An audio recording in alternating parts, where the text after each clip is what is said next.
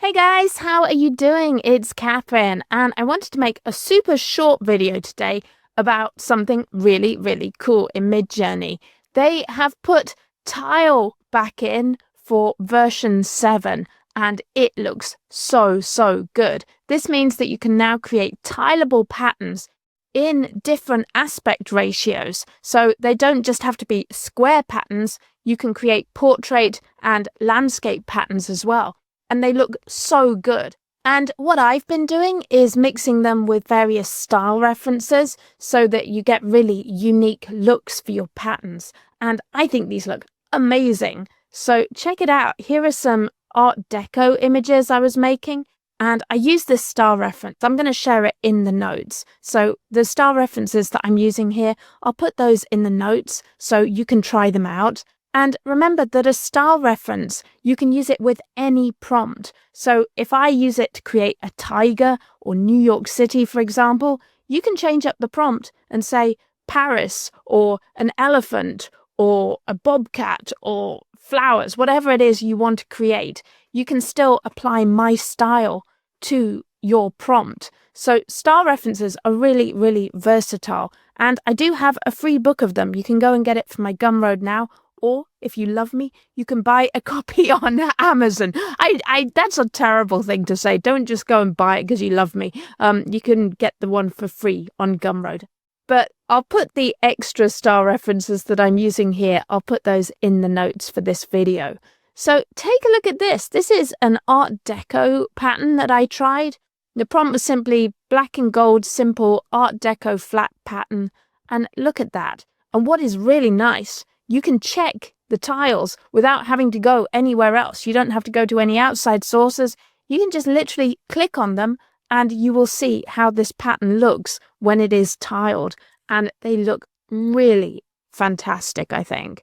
And here's another example of that Art Deco style that I think is just mind-blowing. It is such a beautiful pattern.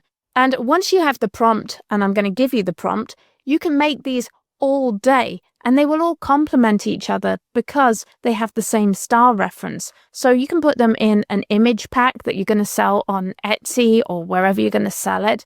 You can create a pack of complementary patterns that almost looks like scrapbook paper or origami paper, and they will look so good together. I also love what it does with more complex patterns. For example, I tried this style reference with New York cityscape pattern, and look what this looks like when we expand it out. Wow.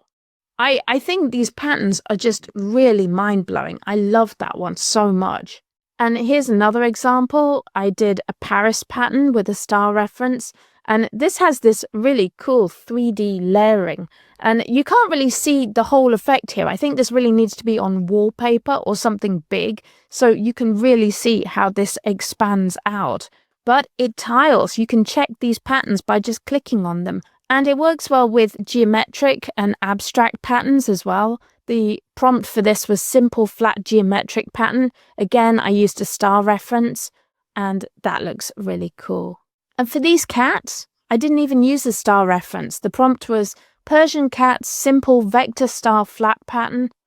And there you go. You've got a line of cute cats. So really neat. And I also experimented with cartoons, and that one's really fun. That feels like a Saturday morning cartoon picture to me. And you can also generate these images in any aspect ratio.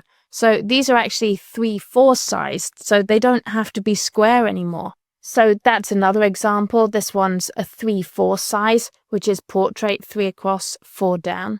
Now, one bummer that I noticed with this is that the editor doesn't seem to work with these. When you edit an image, it loses the tile tag.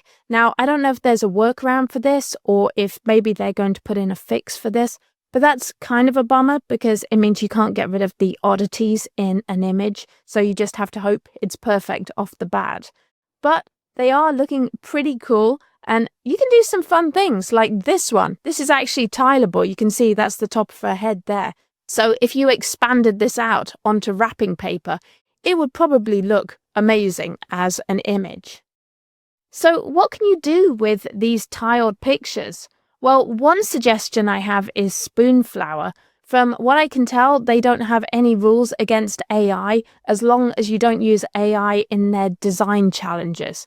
But if you're just selling on the platform, you can make wallpaper, you can make fabric, and you can use AI to create your images. They do not have a no AI policy. And as far as I can tell, you don't even need to declare that it's AI. So that's one option.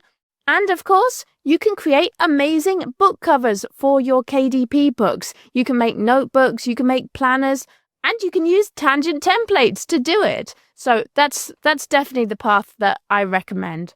So I hope that's helpful. I hope you have a lot of fun creating tiled images with Midjourney V7.